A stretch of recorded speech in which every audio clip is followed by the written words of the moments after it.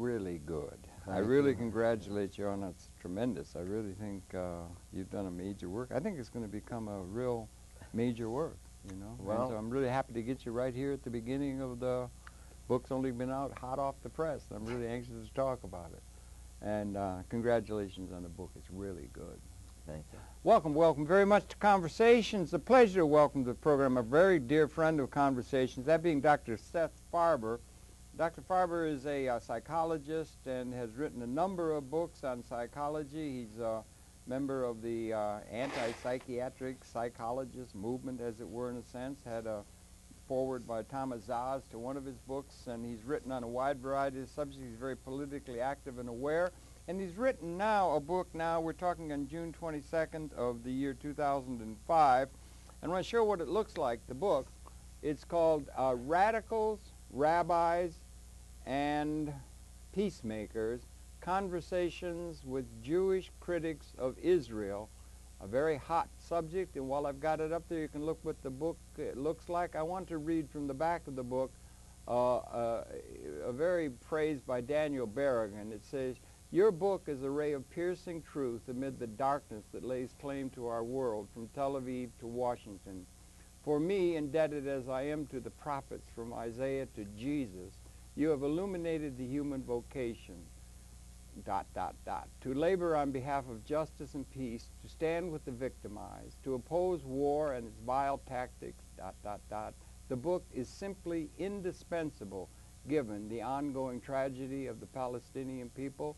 Great words by Reverend Daniel Berrigan. Congratulations on that and on the book, and welcome very much to Conversations, Seth. Thank you. Great pleasure to welcome. People may not know Daniel Berrigan is very much alive at 85. God bless him, yeah. His brother died about a year ago, and both of them were part of the Catonsville Nine, leaders of the Catonsville Nine, but we won't go into that history. Well, they're peace people that have been, and that's such good praise for the book, and I think it's well-deserved. I think it's an important book. It's going to become widely read and widely discussed, and welcome very much to Conversations. It's a pleasure, as always, to see you, Seth. Now, I wonder if you could, we want to just take a few moments if you could. We want to talk about the book, because there's a lot to talk about, but I wonder if you maybe share just a little of your background. You're a psychologist, and you're also, you know, an adherent, or you're friends, or with Thomas Szasz and some of the anti-psychiatric view and so forth. So if you share a little bit of your own background, and then we'll get into a discussion of this book. Yeah, that could go into a long thing, too. I don't know if I know. You Tom can't go into it all. Tom would call himself an anti-psychiatrist, but he's a critic of involuntary psychiatry, and his first book was The Myth of Mental Illness. So after I became a psychologist, after I got my Ph.D., I became more and more disillusioned with it, and I wrote a book that Tom wrote the foreword to. I didn't know him until I wrote the book. I know he was very preeminent. I did a program with him at his home in Syracuse, and he was a preeminent, recognized by psychologists and so forth. Well, and they try to write him out of history now. Yeah, they have, really, Well, I'm sure most Ph.D. programs you get through without having read him, which is like getting through a Course in Evolution economics without reading Samuelson or Kelso. Well, those are the, Kelso or Marx. Or Marx. Yeah, I see, heretics right. I see. field. The heretics, or the truth tellers, or the people in the tradition of the prophetic Judaism, perhaps, and that sort of thing. And I formed an organization with some people in what at the time was called the Mental Patients Liberation Movement. Went through over the Cuckoo's Nest movie? Well, I knew Ken Kesey and met him in the course of building an organization against involuntary psychiatry. Right, and you've also written widely. You wrote a book on Constantinian, on the evolution of Christianity. You were a Christian. You have been a Buddhist. You've been concerned with things, and you've got and you've always had, ever since I've known you, it's a long time now, decades long. You've always had a deeply felt sense of ethics and of the need to be concerned with the plight of the least advantaged among us all in the human condition and so forth. You've got a very deep sense of social conscience, Well, I guess it's, I don't know, I have a great sense of moral indignation at the injustice in society. Yeah, always have had. seems like I've always been on the side of the underdog. Yes, right. Since I was in 8th grade. Yeah, and one of the themes, we want to get to the book, one of the themes of your book, if I may, I've read it with great interest, is that there is in the Judaic tradition, in the prophetic tradition, there has always been core. You can help set me straight because you're more directly familiar and everything. There's always been a core commitment to justice and to progress that has been characteristic of the prophetic tradition of the Judaic community, as it were, which you think is being threatened by the adherence, blind adherence in many cases, by the Jewish community to Israel. Is that one of the themes of your book, or that comes out of the book, Radicals, Yes, Rabbis, and Peacemakers? Yeah, that's one of the themes. Big theme. That there are many different interpretations of Judaism, as you know, and I wasn't raised as a religious Jew, even as a Reformed Jew. My parents were secular, but I immersed myself in studying this for the book, and it's my contention that the people who criticize, this isn't my contention, this is matter of fact. People who criticize Israel, the state of Israel, are often frequently called by what I would call the Jewish establishment and their supporters, self-hating Jews. If they're Jewish. If they're not, they're anti-Semitic. If we're Jewish. If we're not, they're called anti-Semitic. Yeah, and it comes trippingly off the tongue, yeah. And it's my contention that, in fact, it's those that are calling us self-hating Jews who are the self-hating Jews. Oh. Because they are repudiating the riches, the spiritual heart of the Jewish biblical tradition. I did interview 2 Orthodox, but I speak as someone in the tradition of the original Reformed Judaism in the 19th century, which emphasized prophetic tradition. So I speak in the tradition of biblical Judaism, which I think, along with the early reformers, before reform became corrupted by its infatuation with the military might of the so-called Jewish state, American Empire and the Jewish state. Yeah. They're in league, huh? Well, that's another issue. Of course, America gives $25 million a day, $3 million a year to Israel, more than to any other country. Okay, I forgot what I was saying. No, I'm sorry. You were saying so that they are in fact self-hating Jews because their allegiance is not to the God of justice. Certainly, the early Reformed Jews felt the apogee of the Bible, that it was the Hebrew Bible, the Jewish Bible, was an evolving testament to God, and that the highest understanding of God was reached by the prophets. Now, Orthodox Judaism believes that the highest or the greatest revelation was in the Torah, which, but I even have 2 Orthodox Jews in the book who were outraged by Judaism. But I speak myself as a adherent to prophetic Judaism, which could be said to be at the core of the tradition of social justice in the West. In fact, I have a quote from Noam Chomsky, who's in the book, on the very cover of the book. What does it say? It says the prophetic tradition is very much alive today.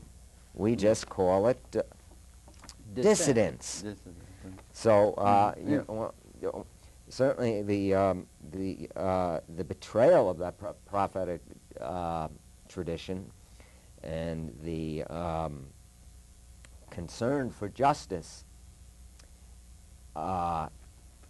is being done by the Jewish establishment.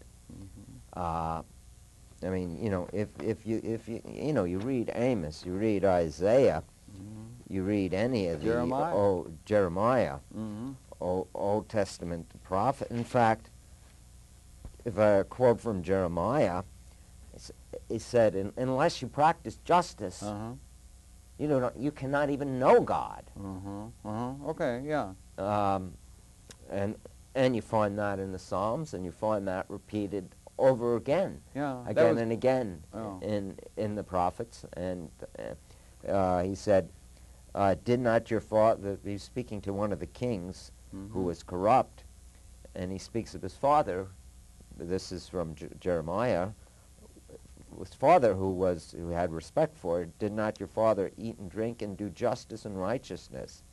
Then it was all well with him. He pleaded the cause of the poor and the needy.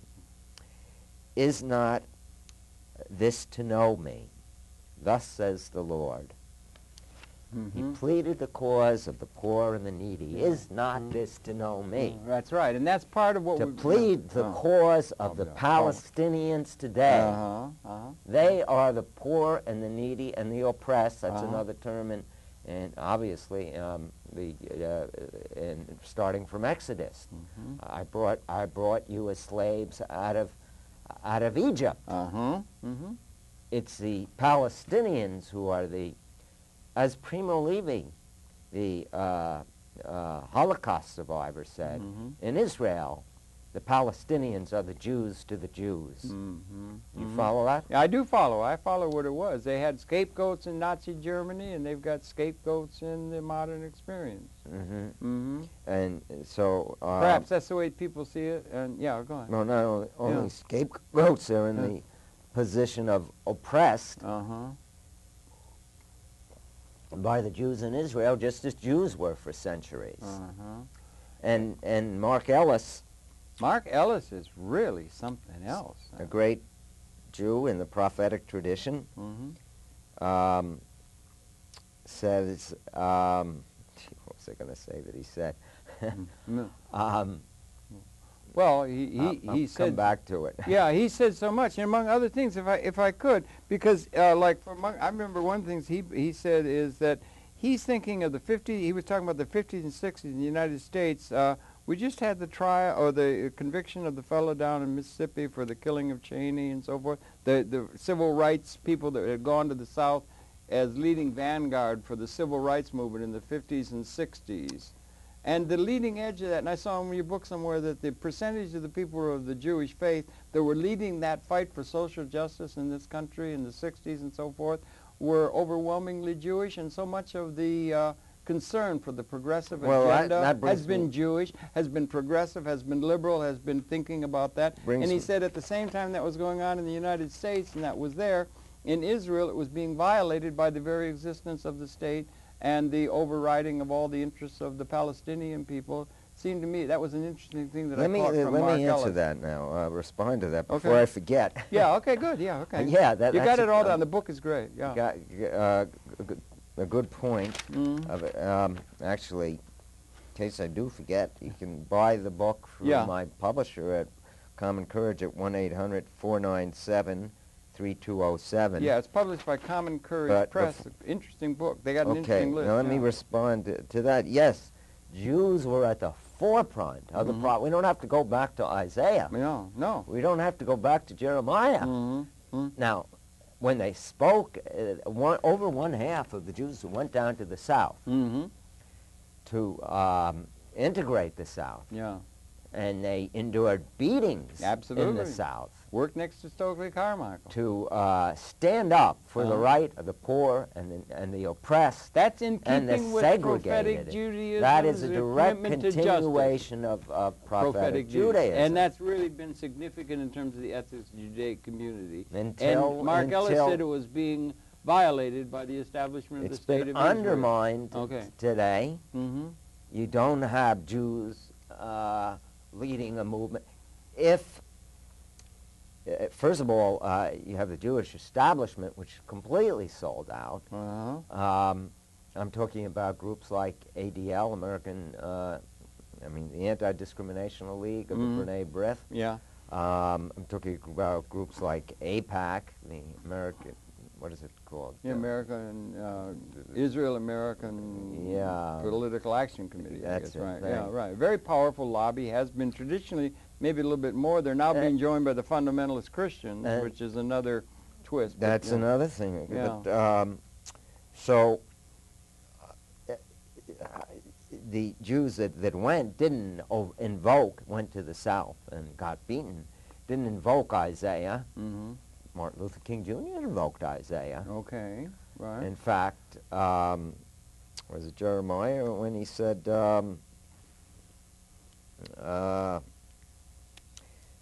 in the prophetic tradition, and that's why I say that the Jews who went down there, they may not have invoked Isaiah, and I think it's I know it's in Amos. Mm-hmm. I've been reading it lately. As Yeah, I said, it wasn't. He said, "I don't want your fattened calves. I don't want." This is God speaking through Amos. "I don't want your the prophets." One of the great Jewish, considered great prophet, great in double sense, but I won't go into it. Great because his book is one of the larger ones, and also one of the most profound. Yeah. I don't want your sweet harp. I don't want your beautiful melodies. Mm-hmm. Says, but in the words that Martin Luther King made immortal, let justice roll down, and let righteousness rise up like a mighty stream. All right, right. Yeah. Now those are words to live by. Now Yeah. that is in the belief of Amos, Martin Luther King, and many in the prophetic tradition. That, in fact, was the essence of Judaism, not the ceremonies. There's in other parts of the Bible. He says, "I don't want your prayers. I want justice. I want righteousness."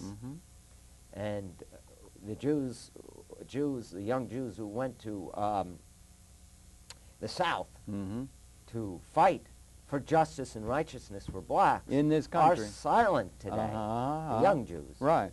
Well, that's what the older Jews have become apologists for the state of Israel. Any crime it commits, and they are committing horrific crimes that are decried all over the world, except in the United States. The United Nations Court, International Court of Justice, rendered a decision against the wall. Now, there's nothing wrong, according to the UN Court of Justice and according to myself and the group I belong to, Jews Against the Occupation, www.jadonyc.org. There's nothing wrong with building a wall as a protection against terrorists, but that's not the purpose of the wall. Otherwise, they would have built it on the green line. I don't know if people know what the green line was. That was the line that the settlement in '67, Israel took land that they were supposed to return, and that's to be the basis of any peace settlement. They dispute that. Some of them will dispute that too, but that is occupied territory. The land seized in '67. They had no right to build it. It's a war crime to build a wall, and it's not only that. If it took 200,000 of the Palestinians are on the Israeli side of the wall. Another close to 500,000 can't get to their fields because of that wall. You now have 60% malnutrition rate, according to Amnesty International or one of the several of the human rights groups. You have what UN reports, the UN Refugee Agency is called a humanitarian crisis. People are literally starving to death. 100,000 olive trees have been destroyed by Israeli soldiers. You have a system of apartheid that exists in the occupied territory where settlers who live there can shoot with impunity Palestinian children. Friends of mine who've been there saw Palestinian children who had a number of them who all had bullets through their, had bullets shot through the left or the right eye. The settlers were using them for target practice. And you have the whole Israeli army guarding these insane settlers who have no right to be there under occupied law. And somehow, this is supposed to be in accord with Judaism. This is why I say in my book, and I'll come back, find that passage. I don't have it memorized. It's a quote from, is it Isaiah or Jeremiah? Isaiah. Cry aloud, do not hold back. Let your voice resound like a triumph. Declare to my people their transgression, and to the house of Jacob their sins. It is groups like Jews Against the Occupation, and there are other groups that are in accord with the prophetic tradition, declaring to our people Israel, to the Jewish people, their sins. Now these sins are committed by Israel. Not every Jew is guilty of them, but there are far too few protesting against There's them. practically none within the Jewish community, I think. You call these people, if I may, Jews of conscience, that are in as opposed to dissenters. You've got dissenters. Well, I'm happy for even dissenters. Yeah. But Mark Ellis made a distinction between Jews of conscience and dissenters, which may be a bit of an esoteric one to discuss in just an hour. Yeah, right. Okay, yeah, I understand. Just to quickly say it, the Jews of conscience don't believe in a Jewish state at all. All right, now that's a very interesting kind of thing, because the Zionism has come to be, and the Zionist success of the Zionist enterprise has come to be a focal point for the Jewish community writ large on the world scale. There are some in the concluding part of your book. You say that you think there may be as few as 2,000 Jews of conscience, of real Jews of conscience that call to the prophetic tradition and so forth. Well, who reject? There are very few who get at it. By the way, when I say they don't believe in a Jewish state, I don't. Let me disabuse people of two egregious misinterpretations of that. Good. Don't believe in destroying the Israeli nation, nor do I believe that a Jewish state could be abolished overnight. It's a process. But in principle, the state should be a state of all its citizens, and in a Jewish state, just as one would expect in a Christian state or an Islamic state, the non-Jews or the non-Christians have second-class rights. So I mean, you have laws that give rights to Jews in Israel proper. Not even to talk about the occupied territory where they have no rights. I mean, they're treated like dogs in a way that would make the prophets cringe and shame.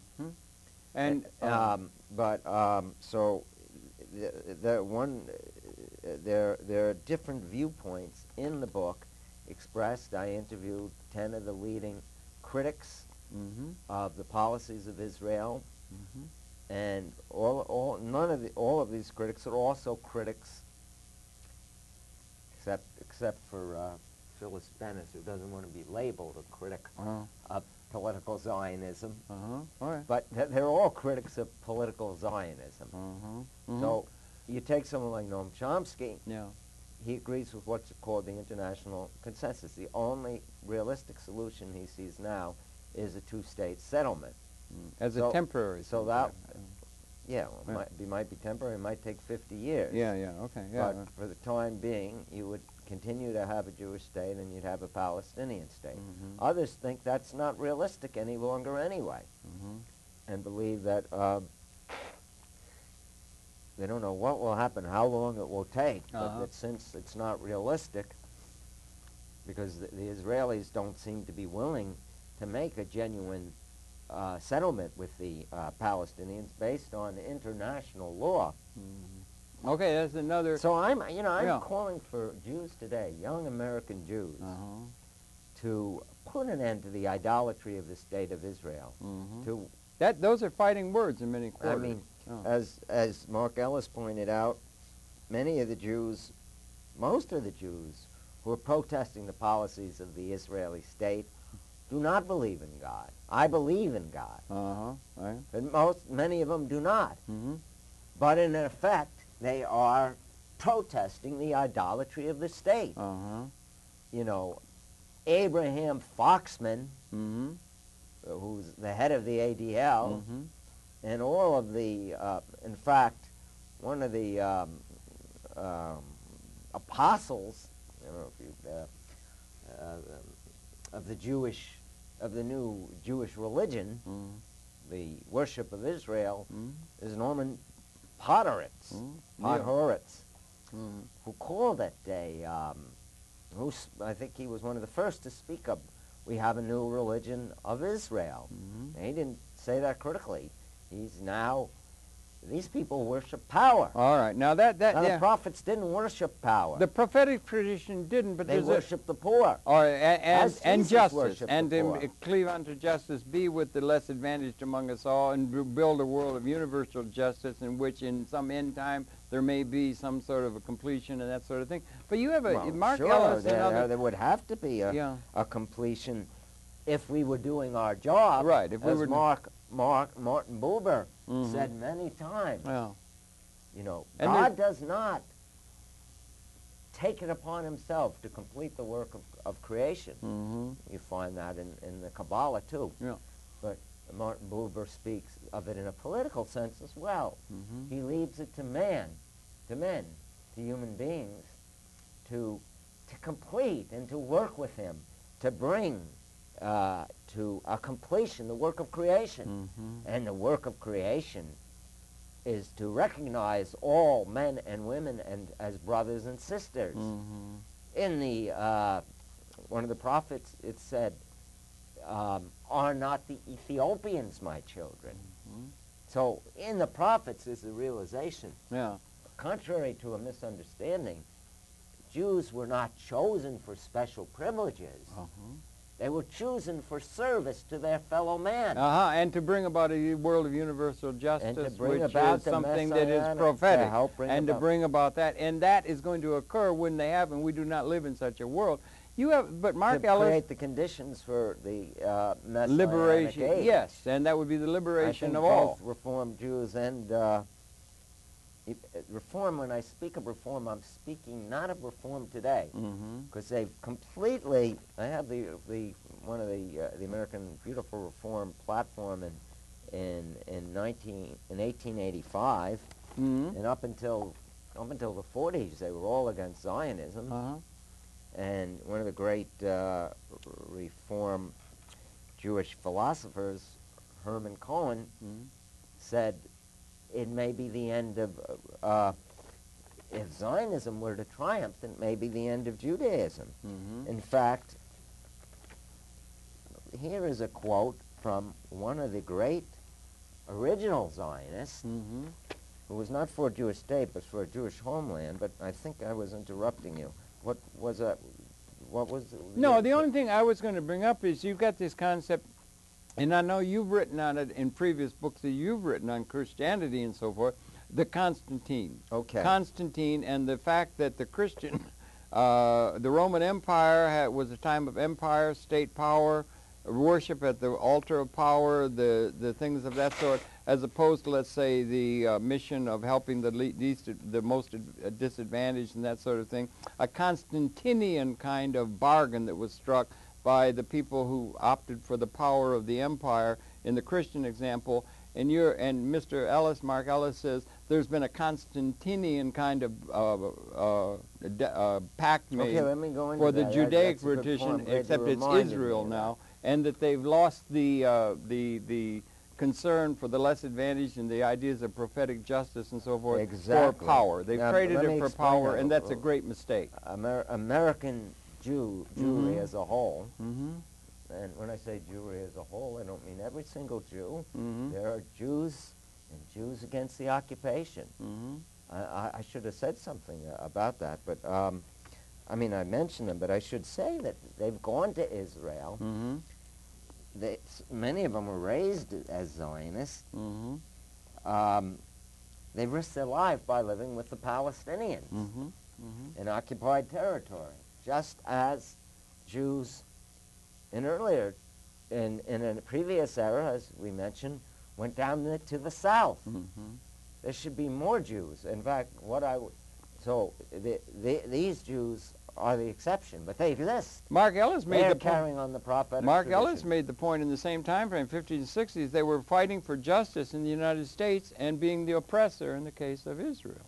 So that it was a schizophrenic kind of thing that was going on as Zionism realized its power, its empowerment in a political form that they hadn't had didn't know it now. There's no excuse for it now. After the war in Lebanon, after two intifadadas, after it's been meticulously documented by Amnesty International, by Human Rights Watch, by the Israeli Human Rights Organization, that Israel has committed great crimes in the occupied territories. Contrary to common misconception fostered by the media, the number of innocent Palestinians killed is 5 times as many as that of Israelis. So what about Constantinian Judaism? Yeah, the Constantinian bargain, as it's made. It would be like a Faustian bargain in a sense. Do I have left? We have about 30 minutes left. Oh, 30 okay, minutes. so I have time to explain. Yeah.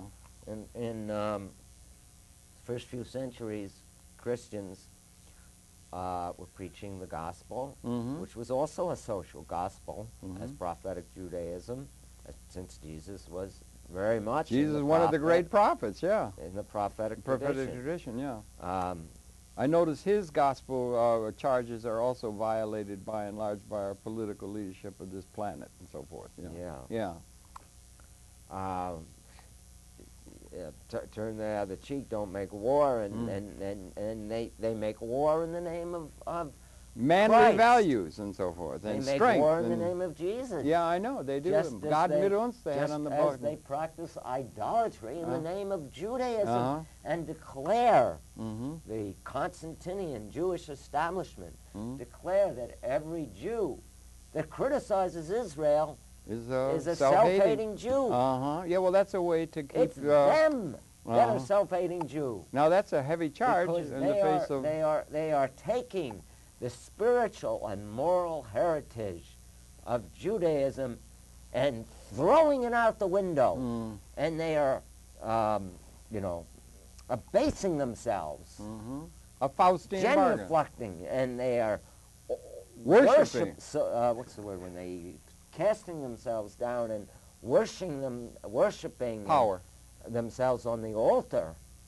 The word for when you make the ritual bowing down to God, they are worshiping themselves on the altar of the powerful nation state of Israel that knows no morality, that knows no justice, well, they would that violates the norms of Isaiah and Jeremiah and Martin Buber, and Judith Magnus, and Noam Chomsky, the secular Jew who stands up for justice, that violates those norms of justice that were part of the Jewish heritage, an integral part of the Jewish heritage that made Judaism a great religion, and that could make Judaism a great religion again if we would heed the norms of justice that Mark Ellis put it in prophetic words. Let me find it here. I hope it doesn't take me more than a minute. I was going to quote you another You're doing pretty well on your own there, preach. I mean, no, those are words that have truth behind them. Let me get it here now. Now, Mark Ellis said this in his book called O Jerusalem, the contested future of the Jewish covenant. Now remember, that's important stuff. The covenant. Let me elaborate. I'll come back to Constantinianism. the contested future of the covenant, because the prophets were traitors by the standards of Jewish nationalism. As I quoted to you, they denounced, it said, the prophets denounced empires. In fact, I even was reading a quote where they said, let the Egyptians, let the enemies, I think it was Amos, come into Samaria and see the oppression in our midst. It's so shameful that let our enemies come and see it. And denounced it, yeah.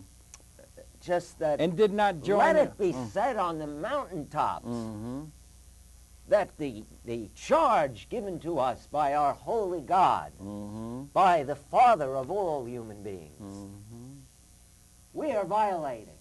We are violating the covenant to recapture the covenant, to recover the covenant, to recover our relationship with God, and every single word in the prophets, probably in most of the Old Testament. I'm not an Old Testament scholar.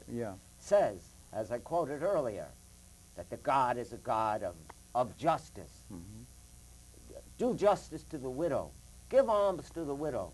Give alms to the poor. Do not oppress. In fact, let me give the quote from Ellis, and then I have another quote. But Ellis says, now the covenant, this is how Jews. Now let me say, you don't have to believe in God like I do. To be moral and to be a good Jew. Absolutely. To be a good Jew. Or to be a good Christian, or to be a good whatever. But anyway, you're talking to the Jewish thing and the Israeli and the Zionist thing. Even to Jews who are not believers in God. You know, maybe they don't care about it.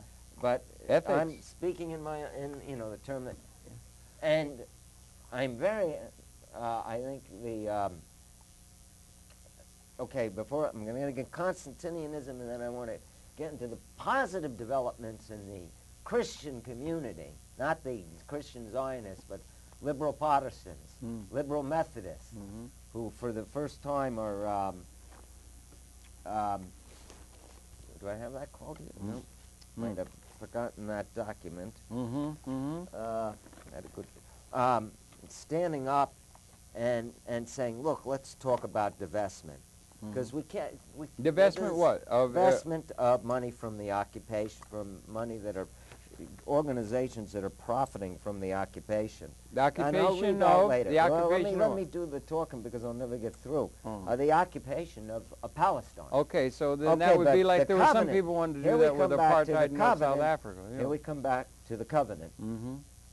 And whether the covenant, God's covenant with the Jews, which was not a summons to privilege, or power, or not to power, a summons to service, so that the Jews could play a role in bringing all humanity into the promised land. Or a just world order. By creating a just world order where all the nations would know God. To quote Isaiah, that makes good system I have sense. If I was raised on this stuff, I would know these things without having to write them down. Resort to text. But it's all in the book and well put down. So we will come. This is what it said in Isaiah. He prophesies. Of course, there's the famous prophecy in Isaiah where the swords will be turned into plowshares. Yeah, right. And where all will come to the holy mountain, and all together will worship God. Yeah, it's really interesting. And Israel. By the way, the idea, and I come back again to the covenant. The covenant, I would say, and Mark Ellis would agree with me, the idea in the covenant was that Israel would be a light unto the other nations. When I say Israel, I don't mean the state of Israel. Because that's we get back to Constantinian, which I'm going to elaborate on right after I mention this thing from Mark Ellis. Okay. The covenant, meaning the Jewish covenant today, remains in a struggle for life in the heart of every Jew, religious and non-religious alike. I might qualify that and say it has lost the struggle in the hearts of Abraham Foxman, of the people of the Jewish establishment. Now, they're not going to accept that, obviously. They're going to think they're in a good fight. But it is interesting that... Okay, you'll see why I say it's lost that struggle. But the struggle that remains in a struggle for life. The covenant is in a struggle for life in the heart of every Jew, religious and non-religious or alike. It is murdered. The covenant, in other words, is murdered or given life as the other, the Palestinian, is banished or embraced by the Jewish community. And that has been taking place, and then they would say that... Well, it's been destroyed, but by Jews like Jews Against the Occupation embracing the Palestinians. Yeah. It's interesting. And by trying to get organized, not organized, but the majority of Jews, and going out and getting Protestants to stand up for the Palestinians. Now, what Constantinian Judaism is, Constantinian Christianity, what happened was the state became the object of worship. That's not the God of Jesus. Right. Not Jesus. That was with Constantine, Yes, and he converted and became Christian, and it became...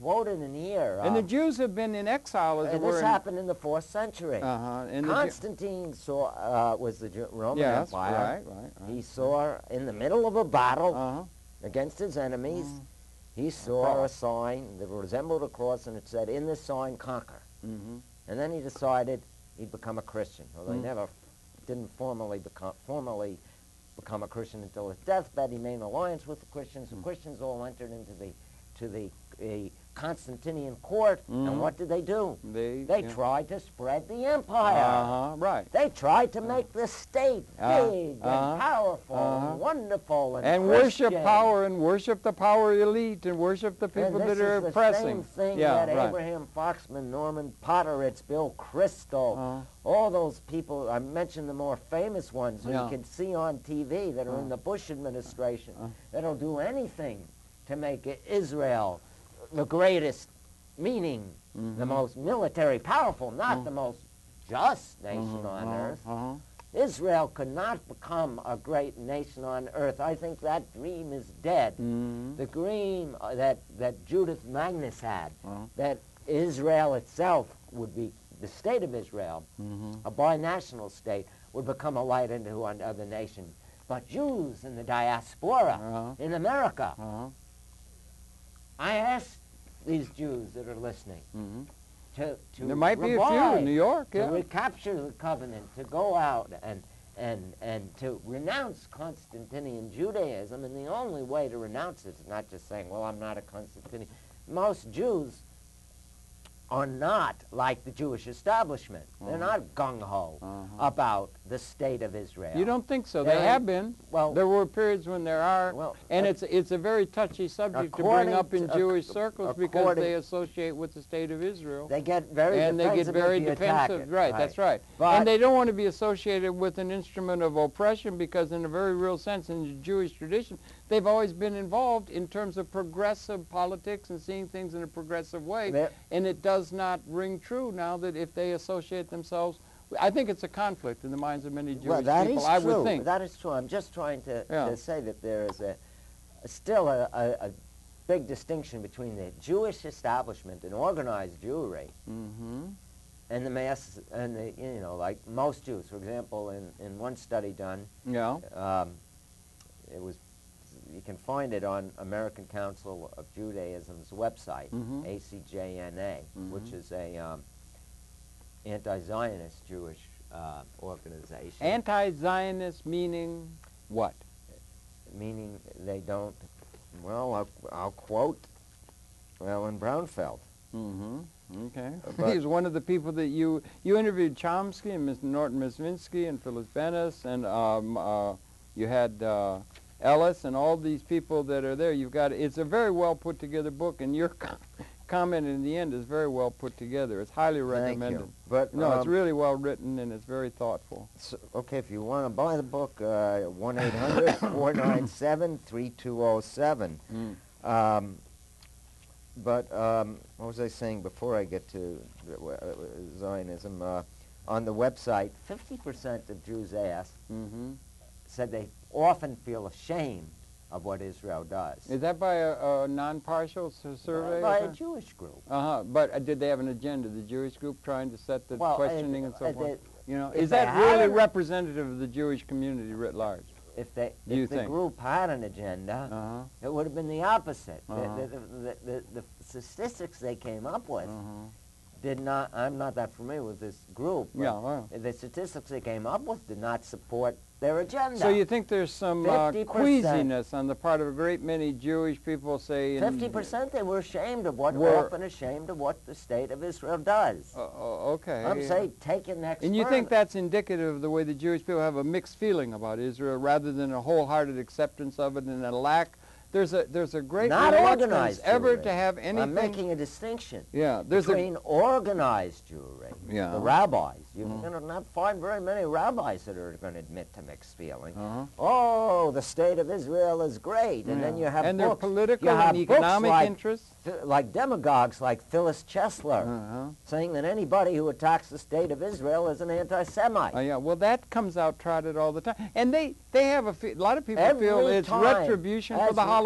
And that it's time for the Jewish people. Why should not the Jewish people be able to have a state? They were treated, they were massacred in Germany. You had a Holocaust delivered down on them, retribution, and they should be strong, not weak, and allowed to go into, and never again will they allow themselves to be weak, and they make that strong, and they are a superpower, and they stand with that idea that it's time for us to stand tall rather than be mowed down by a world filled with anti-Semitism. As an American, I consider the American state one of the worst perpetrators of injustice on the planet. Well, not everyone would agree with that. Well, you know, I don't care what. Okay, I know. Okay. I mean, that doesn't mean that it's as totalitarian as other states. That means that it uses its power for harm. Made a Faustian, Constantinian contract with power. The spiritual traditions and ethical traditions. I mean, that was jaundice from the start, because you had the European settlers coming over and exterminating the American Indians, which was very similar to what happened in Israel. You had the Jews going over and uprooting, ethnically cleansing the Palestinian people. And they were European. Mark Ellis said he noted. So, why, to answer your question, why shouldn't there be a Jewish state? We can't go back and revisit history. But it's time for us now to say the idea of having a state where Jews have rights that other people don't have is not right. Now, let me read you the... I had asked you what Let me read you what Alan Brownfeld said. All right. The myth that is shattered by this book is that Jews share the Zionist vision of Israel as a state, which is the homeland of all Jews. That's part of Zionist theory. Very few American Jews have think of Israel as their homeland, who remain in exile outside of the borders. Another Beit Halami made the point, hardly any Jews even visit Israel, let alone in Zionism. One of the central tenets of Zionism is they're supposed to move to Israel. It's supposed to be a place of refuge, and it's one of the most unsafe places for a Jew to be, which is kind of paradoxical. It's become a state as bad as any other state. States tend to... That bad? Well... So maybe the Jew might say, if everybody else can be bad, why can't we bad and get in on a good deal and make our profit and make our stance and get strong and become strong and not be weak and vulnerable to an anti-Semitic world? That's the argument that they make, do they not? Well, they do make that argument, and they can do that. But my concern is justice. All right. My belief is that God is just. And that because God is... Someone said, I don't know who said it, the universe bends toward justice. Okay, but then what about the people saying, yeah, but it's justice, we want to bring justice, and it's better that we get power so we can work justice rather than be weak and allow the people who don't have justice to work their work. The good people should become powerful. That was the rationalization. Yeah, but I understand that's the rationalization that would be accepted. Of the Christians. So we have justice and we have, and let's have the two together. But let's look what happened when the Christians said that. Well, we will enter into the state of Constantine, and we will make the state more Christian. We will make the state an instrument for the poor and the oppressed. It will be a better state. And we end up with colonialism. We've had the Inquisitions. We've had the Crusades. And one could even make a good argument that 2 centuries of triumphalist Christianity led to the Holocaust. And what Mark Ellis says is what, another quote from Mark Ellis.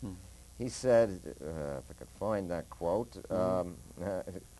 He's been with that Palestinian cause and supporting it. What the Nazis had not succeeded in accomplishing, the undermining at a very fundamental of what it means to be Jewish. And for Ellis, what it means to be Jewish is to walk with God. And pursue justice. To pursue justice. For all. For all. We as Jews have embarked upon what the Nazis have not succeeded in accomplishing, the undermining at a very fundamental level of what it means to be Jewish, we as Jews have embarked upon. I witnessed this in 1988 in the hospitals and in the streets of Israel-Palestine, where Palestinians struggling to assert their own dignity were being systematically beaten, expelled, and murdered by those who had suffered this indignity less than 50 years earlier. We have become the very image of our enemy. Well, that's what he said, is they've become the oppressor. Necessarily by assuming the power and mooching in a colonialist kind of way. The white man's burden, they were Europeans by and large and that kind of thing. And it's a theme that's writ large on the world where the ones who are, we had colonialism, now we got neo-colonialism and so forth in the world. So we got that working out on the world stage. If you look at Ben-Gurion, despite the effort to valorize him, even on the part of some people who, he was the first prime minister of Israel. Yeah, socially. Nominally socialist. Okay. But the white man's burning, he was less concerned with noblesse oblige to the Palestinians than he was of getting rid of them. And you can read that in a book by Nur Masala. And in fact, he gave the order to expel many Palestinians. Yeah, I was talking the other day with the widow. Well, I was going to give the quote from Braunfeld, because they had a historical claim that goes back and that sort of thing, and the general thing after the Second World War was retreat of European colonialism. But Mark Ellis made the point when he was over taking note that the people who were on the Israeli side of that were notably European. They were Europeans from Europe. And it was an important, like we had European, the British had gone to the talking about? No, yeah, the people that had come the Zionists, the original Zionists? Yeah, they were European. It was a European encroachment upon other people. It was Eurocentric, and that's been a big theme that's there now and still continues, and he made note of that. And that's one of the problems that arises from this Constantinian bargain they made for power. And that's not a bad deal. That's a big piece of land.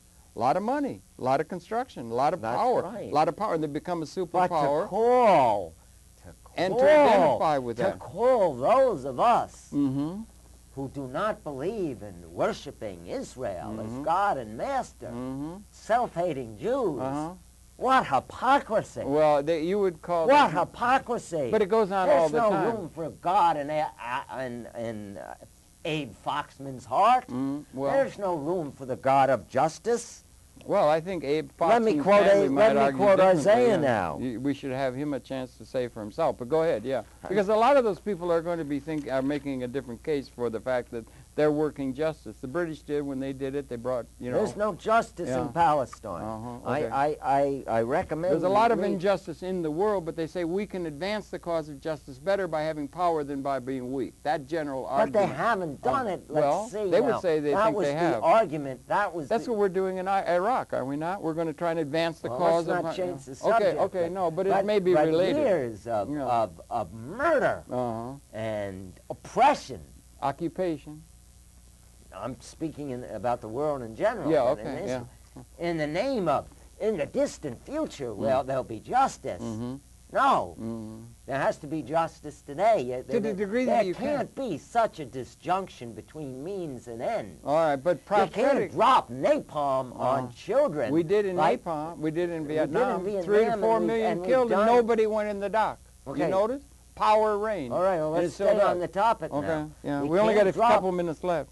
You can't drop napalm on Vietnam. This is an analogy. And claim that you're going to create a just society. Now, I wanted to read well, let me just say, we've only got 2 minutes left, okay? Oh, gee, okay, or a minute and a half or so. So wind it up and get it down and get the messages about. The book is highly recommended. It's so well read that, I mean, so well written and so forth that you would be recommended by one and all, no matter what you're thinking. Just be quiet. I only have 2 minutes. No, you got less than 2 minutes. Yeah, just under 2 minutes. Yeah. Look, this is one of the first Zionists at the turn of the century, who was a hero of Noam Chomsky. He didn't believe in a Zionist state, but he believed that Israel. And then in 1920 he became disillusioned. Israel Shai? Let me read it, because how many minutes do I have? Go ahead, sorry. My God, this name is Ahad Ham. Okay.